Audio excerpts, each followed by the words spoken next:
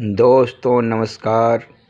अभी कुछ दिन पहले ही अमेरिका में सत्ता बदली है। ट्रम्प अपना सरकार बनाया है, लेकिन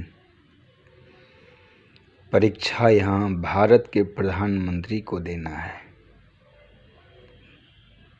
आइए समझते हैं प्रसून वाजपेयी जी से कैसे परीक्षा यहाँ के प्रधानमंत्री को देना है। दोस्तों नमस्कार।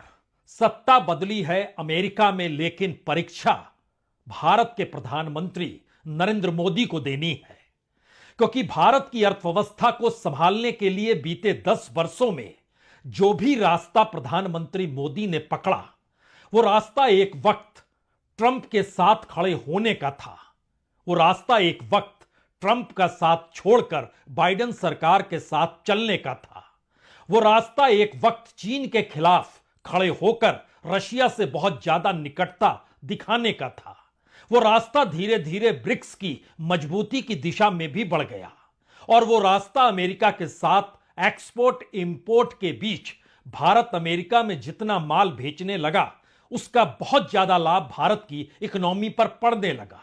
यहां तक कि समूचा सर्विस सेक्टर अमेरिका के भरोसे है, और भारत के भीतर की जो इंटेलेक्चुअल प्रॉपर्टी हो या फिर एक्सपोर्ट के दायरे में आने वाले प्रोडक्ट हो, अमेरिका के साथ भारत के संबंध ताल्लुकात बहुत व्यापक होते चले गए।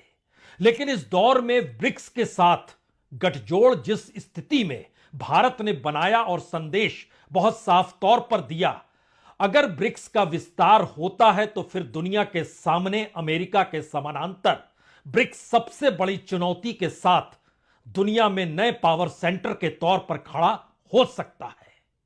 लेकिन एक झटके में अमेरिका में हुए सत्ता परिवर्तन के बाद अब प्रधानमंत्री मोदी के सामने शायद अर्थव्यवस्था को संभालने की सबसे बड़ी चुनौती है। यह चुनौती इसलिए कहीं ज्यादा भारत के लिए महत्वपूर्ण है, क्योंकि भारत एकमात्र स्ट्रेटजिकली वह देश है जो ब्रिक्स के बीच मौजूद है, लेकिन अपनी इकोनॉमी को वह पश्चिमी देशों के रास्ते लेकर चलता है, और अमेरिका का सहयोग उसमें बहुत रहता है। तो 3 बड़े सवाल समूची दुनिया को इस दौर में परेशान करने लगे हैं।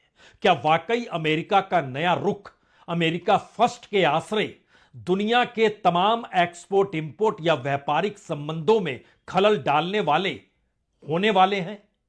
इस दौर में जो पश्चिमी देशों के साथ जो संबंध